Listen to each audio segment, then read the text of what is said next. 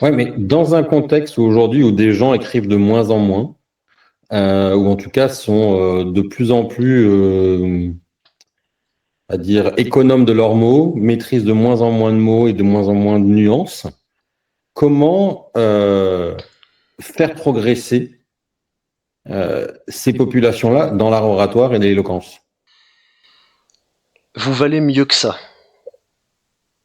Vous valez mieux que si vous avez 45, 50 ans, que vous avez monté un business, fait de l'argent, que vous avez réussi socialement et financièrement, que vous envoyez vos gosses à l'université, vous avez prouvé que vous êtes capable de générer de la valeur.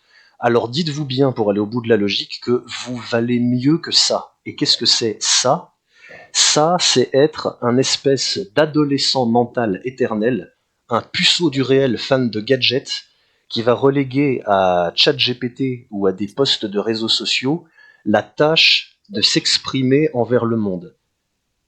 C'est à peu près aussi con que d'aller payer un tailleur pour se mettre un costume sur mesure et de finir avec une cravate en plastique chinoise à 10 balles qui va tout gâcher.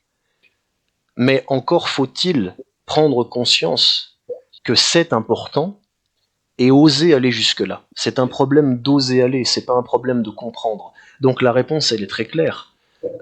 Vous savez, vous n'avez pas besoin de moi pour ça, ni de personne d'ailleurs. Vous savez tous qu'il faut mieux utiliser les petites choses qui sont entassées derrière moi que ce truc-là. Vous le savez tous.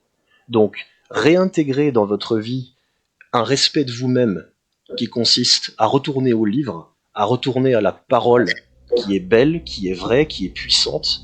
Exercez-vous-y, pensez-vous digne de ça, et là, on est dans un chemin qui se met à la hauteur de la prétention qu'on a et qui arrête d'être une prétention.